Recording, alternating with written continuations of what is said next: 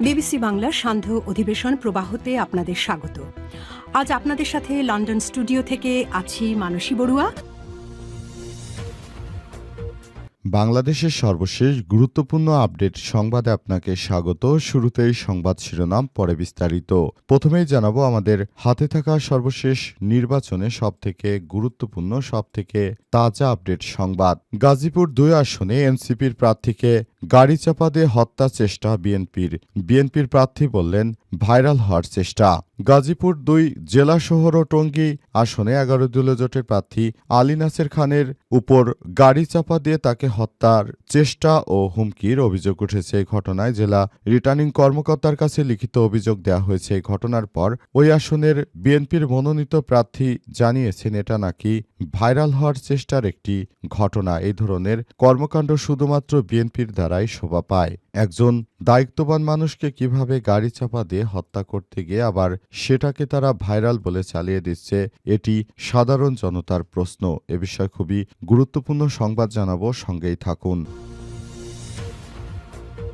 এরপর জানাবো জামাত নেতা রেজাউল হত্যা মামলায় হাইকোর্টে জামিন চাইলেন বিএনপির প্রার্থী মাহমুদুল। শেরপুরের শ্রীবর্দী উপজেলার বাংলাদেশ জামাত ইসলামের সেক্রেটারি মাওলানা রেজাউল করিম হত্যা মামলার প্রধান আসামি অভিযুক্ত শেরপুর ৩ আসনে বিএনপির মনোনীত প্রার্থী মাহমুদুল হককে তিনি হাইকোর্টের কাছে জামিন চেয়েছেন। তিনি মনে করেন তাকে হাইকোর্ট থেকে জামিন দিয়ে দেওয়া হবে, কারণ হিসেবে তিনি উল্লেখ করেছেন জামাত ইসলামের যে নেতাকে হত্যা করা হয়েছে এটা নাকি অনাকাঙ্ক্ষিত একটি ঘটনা। তবে জামাতের সেক্রেটারিকে হত্যার ঘটনাকে তারা যতই তুচ্ছ বলুক, মানুষ হত্যার ঘটনায় প্রধান আসামি হাইকোর্ট থেকে ছাড়া পেতে পারে না, কারণ তার নির্দেশেই মূলত এই হত্যাকাণ্ডের ঘটনা ঘটেছে বলে জানা গেছে। তাহলে একজন হত্যা মামলার আসামিকে যদি হাইকোর্ট ছেড়ে দেয়, তাহলে বাংলাদেশের বিচার আজ কোথায়, সেই প্রশ্ন সাধারণ মানুষের।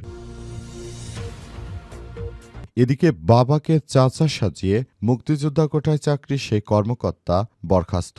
সিনিয়র সহকারী সচিব মোহাম্মদ কামাল হোসেন তিনি জনপ্রশাসন মন্ত্রণালয়ে একটি গুরুত্বপূর্ণ পদে চাকরি করেন। তিনি তার চাচাকে তার বাবা সাজিয়ে তারপর তার মুক্তিযোদ্ধার তথ্য দিয়ে তিনি অন্যায়ভাবে চাকরি পেয়েছিলেন। বিষয়টি জানতে পেরে দুদক তার বিরুদ্ধে অনুসন্ধানে নামে এবং অভিযোগের সত্যতা পাওয়া যায়। এরপরই তাকে সাময়িকভাবে বরখাস্ত বা ওএসডি করা হয়েছে বলে আজ জনপ্রশাসন মন্ত্রণালয়ের পক্ষ থেকে বিষয়টি নিশ্চিত করা হয়েছে। এবারে জানাবো বিএনপির কেন্দ্রীয় নেতা সহ ১৯ জনকে বহিষ্কার। চাঁদাবাজি, রাহাজানি, সন্ত্রাসী কর্মকাণ্ড করার দায়ে বিএনপির কেন্দ্রীয় নেতা সহ ১৯ জনকে দল থেকে বহিষ্কার করা হয়েছে। আজ বিএনপির সিনিয়র যুগ্ম মহাসচিব অ্যাডভোকেট রুহুল কবির রিজভীর স্বাক্ষরিত এক প্রজ্ঞাপনে বিষয়ে বিজ্ঞপ্তিতে জানানো হয়েছে। এবং সর্বশেষ জানাবো আগামী ৪৮ ঘণ্টার মধ্যে ইরানে হামলা চালাবে মার্কিন যুক্তরাষ্ট্র। আগামী ৪৮ ঘণ্টার মধ্যে ইরানে হামলা চালাবে মার্কিন যুক্তরাষ্ট্র বলে জানিয়েছে সার্বিয়ার নেতা। জানা গেছে বর্তমান দুই দেশের মধ্যে চরম উত্তেজনা বিরাজ করছে এবং সেই উত্তেজনা থেকেই মূলত এই হামলা করার ঘটনা ঘটতে পারে বলে জানা গেছে। এই হামলা হলে বড় ধরনের ক্ষতির মুখে পড়বে দুই রাষ্ট্রই, কারণ ইরানের হাতে যথেষ্ট মিসাইল থাকার কারণে ইরান এই মুহূর্তে বর্তমান শক্তিশালী একটি রাষ্ট্র হিসেবে রয়েছে। অপরপক্ষে যুক্তরাষ্ট্র অনেক বেশি শক্তিশালী। এই মুহূর্তে তারা যদি এই যুদ্ধ শুরু করে তাহলে যুক্তরাষ্ট্র সহজে হারবে না, কিংবা ইরান যদি হেরেও যায় সেটিও দুই দেশের জন্য বড় ধরনের সমস্যা সৃষ্টি করতে পারে। তাই এসব জায়গা থেকে সবাইকে এখনই সতর্ক থাকতে হবে। প্রিয় দর্শক, এতক্ষণ শুনছিলেন সংবাদ শিরোনাম, এবারে বিস্তারিত। তবে তার আগে বন্ধুরা অনুরোধ থাকবে এই সংবাদটিতে একটি লাইক দিন। এই চ্যানেলে আপনি নতুন হয়ে থাকলে আমাদের সংবাদটি দেখতে দেখতে চ্যানেলটি সাবস্ক্রাইব করে রাখুন। কমেন্ট করে বন্ধুরা আপনার মূল্যবান মতামত জানিয়ে দিন আপনি বিশ্বের কোন দেশ থেকে বা বাংলাদেশের কোন স্থান থেকে আমাদের সংবাদটি দেখছেন এবং শুনছেন। আর বন্ধুরা, সংবাদটি আপনার সোশ্যাল মিডিয়া ফেসবুকে শেয়ার করে বন্ধুদেরও দেখার সুযোগ করে দিন। গাজা যুদ্ধে আপনি যদি নিরীহ ফিলিস্তিনিদের ভালোবেসে থাকেন, কমেন্টে ইয়েস লিখে পুরো বিশ্বকে জানিয়ে দিন। এবারের জাতীয় সংসদ নির্বাচনে আপনি কোন প্রতীকে ভোট দিবেন, কমেন্ট করে বাংলাদেশ সহ পুরো বিশ্বের মানুষকে দেখিয়ে দিন। এবারে বিস্তারিত। গাজীপুর ২ আসনে এনসিপির প্রার্থীকে গাড়ি চাপা দিয়ে হত্যার চেষ্টার অভিযোগ। বিএনপির প্রার্থী বললেন ভাইরাল হওয়ার চেষ্টা।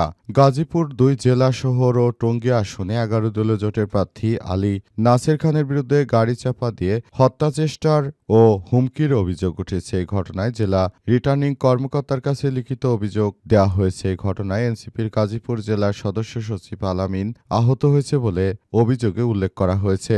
১ ফেব্রুয়ারি সকালে এনসিপি নির্বাচনী পরিচালনা কমিটির সদস্য মোহাম্মদ তরিকুল ইসলাম জেলা রিটার্নিং কর্মকর্তার কাছে লিখিত এই অভিযোগপত্র জমা দেন। তবে এই ঘটনার পর বিএনপির এই সন্ত্রাসী জানিয়েছেন, বিএনপির যাকে মনোনয়ন দেওয়া হয়েছে ওই সন্ত্রাসী জানিয়েছে যে এটি নাকি ভাইরাল হওয়ার একটি অপচেষ্টা। তিনি আরও বলেন, এই ধরনের ভাইরাল হতে গিয়ে অনেকেই অনেক ভুল করে বসে, তবে সব সময় ভুল করা যাবে না, কারণ এই ভুলগুলোর মধ্য দিয়ে আবার কোনো ধরনের সমস্যার সৃষ্টি হতে পারে, তাই এই ভুল করা যাবে না। তবে এনসিপি নেতাকর্মীদেরকে হত্যা করার চেষ্টা করছে বিএনপির এই সন্ত্রাসী, সেটি হাতে নাতে প্রমাণিত হয়েছে। সবাই সে বিষয়টি উপলব্ধি করতে পেরেছে। এরা ক্ষমতায় আসার আগে মানুষ হত্যার মতো এমন জঘন্য অপরাধ করে বেড়াচ্ছে। আরেকজন ১৭ বছর পর বিদেশ থেকে পলাতক অবস্থায় থেকে এখন দেশে ফেরার পর তিনি বাংলাদেশের মানুষকে নানাভাবে সবক দিচ্ছেন বলে দাবি করেছে নাহিদ ইসলাম। তিনি বলেন, সবথেকে আমাদের নেতাকর্মীরা হামলার শিকার হচ্ছে বর্তমানে এই সন্ত্রাসী তারেকের বাহিনীর কাছ থেকে। তারেকের বাহিনী বাংলাদেশের সব জায়গায় নানাবিধ সন্ত্রাসী কার্যক্রম শুরু করেছে। মানুষ হত্যা, পাথর মেরে মানুষ হত্যা, চাঁদাবাজি, রাহাজানি, সন্ত্রাসী, এদের বিরুদ্ধে বাংলাদেশের মানুষ এখন একাট্টা হয়েছে। আগামীতে আমরা মনে করি যে নতুন বাংলাদেশ গড়ে তোলার জন্য আমরা সবাইকে নিয়ে একটি সুন্দর বাংলাদেশ গড়ে তুলতে চাই। কিন্তু বিএনপির এই ধরনের অসভ্য কর্মকাণ্ডের মধ্য দিয়ে আমরা বাংলাদেশে অনেক বেশি আতঙ্কের মধ্যে রয়েছি। প্রতিনিয়ত আমাদের নেতাকর্মীদের উপর হামলা সহ নানাবিধ এমন কোনো অপরাধ নেই যেটি বিএনপির নেতাকর্মীরা করছে না, তাই এদের বিরুদ্ধে আমাদের সর্বোচ্চ সতর্ক থাকতে হবে বলে মনে করেন নাহিদ ইসলাম। তিনি সবাইকে নিয়ে আগামীর বাংলাদেশ গড়ে তুলতে চান, তবে বিএনপির এই রাজনীতিকারকদের বিরুদ্ধে সবাইকে সতর্ক অবস্থানে থেকে যা যা জায়গা থেকে কাজ করতে হবে। জামাত নেতা রেজাউল হত্যা মামলায় হাইকোর্টে জামিন চাইলেন বিএনপির প্রার্থী মাহমুদুল। শেরপুরের শ্রীপুরদী উপজেলায় বাংলাদেশ জামাত ইসলামের সেক্রেটারিকে হত্যা করে বিএনপির সন্ত্রাসীরা। এই ঘটনায় তখন জামাত ইসলামের ওই নেতাকর্মীকে এই ধরনের পিটিয়ে হত্যা করার ঘটনা আরও অন্তত ১৫ জন আহত হয়েছে। এই ঘটনার পর বিএনপির ওই সন্ত্রাসীকে আটক করে যৌথ বাহিনী। তবে ওই সন্ত্রাসী এখন হাইকোর্টে গিয়ে তিনি জামিনের আশা করছেন। একজন মানুষকে হত্যা করার মধ্য দিয়ে তিনি অনেক বড় অপরাধ করার পরও এখন তিনি মনে করছেন হাইকোর্ট থেকে তার জামিন হয়ে যাবেন, এমন আশার কথা শুনিয়েছে বিএনপির নেতাকর্মীরা। এবং এই বিষয়টি এখন সবার সামনে আসছে। আগামীতে যে নতুন বাংলাদেশ গড়ে তোলা হচ্ছে এর পেছনে আসলে এই সন্ত্রাসী রাজনৈতিক দলটি বাংলাদেশকে সবথেকে বড় অস্থিতিশীল করে তোলার চেষ্টা করছে। তারা নিরীহ মানুষ যারা ভোট চাইতে আসবে তাদেরকে হত্যা করছে। আজও গাজীপুরে এক মহিলা ব্যবসায়ীকে হত্যা করেছে বিএনপির এই সন্ত্রাসীরা। বিএনপির সন্ত্রাসীদের হাতে ব্যবসায়ী মহিলা, তিনি চাঁদা দিতে চাননি এবং আগামী জাতীয় সংসদ নির্বাচনে তিনি দাঁড়িপাল্লার পক্ষে ভোট দিবেন এমন কথা জানার পর বিএনপির সন্ত্রাসী তার উপর চড়াও হয় এবং তাকে হত্যা করে। এবং এই ঘটনার পর পুরো ঢাকা বিশ্ববিদ্যালয় ক্যাম্পাসে শিবিরের নেতাকর্মীরা তারা তখন বিক্ষোভ করতে শুরু করে। তারা বলেছে, আমাদের একজন মাকে হত্যা করেছে এই সন্ত্রাসী দলের, এবার পতন হবে ইনশাল্লাহ, কারণ কেউই তাদেরকে দেখতে পারে না, কেউই তাদের ভোট দেবে না। কিভাবে তারা আগামী জাতীয় সংসদ নির্বাচনে মানুষের আস্থা অর্জন করবে? যে তারেক রহমান দীর্ঘ ১৭ বছর ধরে বিদেশে পলাতক থাকলেও তিনি এখন দেশে এসে আবার নতুন করে ত্রাসের রাজত্ব কায়েম করতে চাইছেন। বাবাকে চাচা সাজে মুক্তিযোদ্ধা কোঠায় চাকরি সেই কর্মকর্তা বরখাস্ত। তিনি সিনিয়র সহকারী সচিব মোহাম্মদ কামাল হোসেন। জনপ্রশাসন মন্ত্রণালয়ের ভারপ্রাপ্ত কর্মকর্তা সিনিয়র সহকারী সচিব মোহাম্মদ কামাল হোসেনকে বরখাস্ত করা হয়েছে সাময়িকভাবে। জানা গেছে তিনি বাবাকে চাচা সাজিয়ে তিনি চাকরি নিয়েছিলেন, অর্থাৎ তার চাচাকে সাজিয়েছিলেন তার আপন বাবা, এবং সেই সুবাদে তিনি চাকরিটি নিয়েছিলেন জনপ্রশাসন মন্ত্রণালয়ের সিনিয়র সচিব পদে। এরপর তার বিরুদ্ধে দুদকের কর্মকর্তারা অভিযোগ অভিযোগ পাওয়ার পরই তদন্ত শুরু করে এবং সেই তদন্ত অনুযায়ী বর্তমানে তার বিরুদ্ধে অভিযোগ প্রমাণিত হয় তাকে সাময়িকভাবে বরখাস্ত করা হয়েছে। জানা গেছে চাচাকে বাবা সাজিয়ে তিনি সরকারি বিভিন্ন সুযোগ সুবিধা ভোগ করেছেন এবং এই সুযোগ সুবিধাগুলো ভোগ করার মধ্য দিয়ে তিনি একরকম বাংলাদেশের সঙ্গে যে প্রতারণা করেছেন এজন্য প্রথমত তার বিরুদ্ধে প্রতারণার অভিযোগ আনা হয়েছে এবং সে অনুযায়ী তার বিরুদ্ধে ব্যবস্থা গ্রহণ করা হচ্ছে। বলা হচ্ছে ভবিষ্যতে কেউ যেন এই ধরনের বাবাকে চাচা সাজিয়ে এই ধরনের অপকর্ম কেউ করতে না পারে সেজন্য সবাইকে আরো বেশি দায়িত্বশীল ভূমিকা পালন করতে হবে, সবাইকে এসব বিষয় নিয়ে কাজ করতে হবে। বাংলাদেশের মানুষ আগামীর নতুন বাংলাদেশ গড়ে তুলতে চায়, সেজন্য সবাইকে নিয়ে একটি সুন্দর বাংলাদেশ প্রতিষ্ঠিত করতে হবে বলে বলা হচ্ছে এবং আমরা আশা করছি আগামী জাতীয় সংসদ নির্বাচনে সেভাবেই কাজ করতে হবে। বাপাকে চাচা সাজিয়ে আর যেন কেউ এ ধরনের অপকর্ম করতে না পারে, তাই সবাইকে সজাগ থাকতে হবে। বিএনপির কেন্দ্রীয় নেতাসহ ১৯ জনকে বহিষ্কার।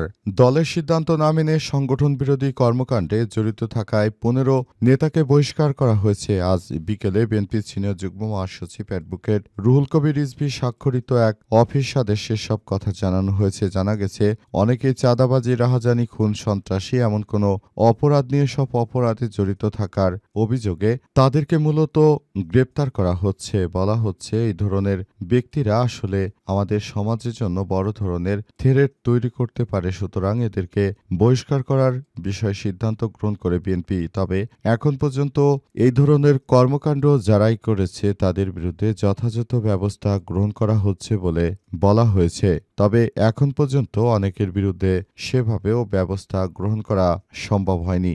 জানা গেছে এমন কর্মকাণ্ড করার কারণে বিএনপির অনেক নেতাকর্মী সারা বাংলাদেশের মানুষকে অত্যাচার করছে, কিন্তু অনেককে দেখা যাচ্ছে বিএনপির পক্ষ থেকে বিভিন্ন সময় তাদেরকে শোকজ করা হচ্ছে কিংবা দল থেকে বহিষ্কার করা হচ্ছে, আবার দু একদিন পর নতুন করে দলে আবার তাদেরকে নেওয়া হচ্ছে। তাহলে এই ধরনের লোক দেখানো বহিষ্কারের কি অবস্থা রয়েছে?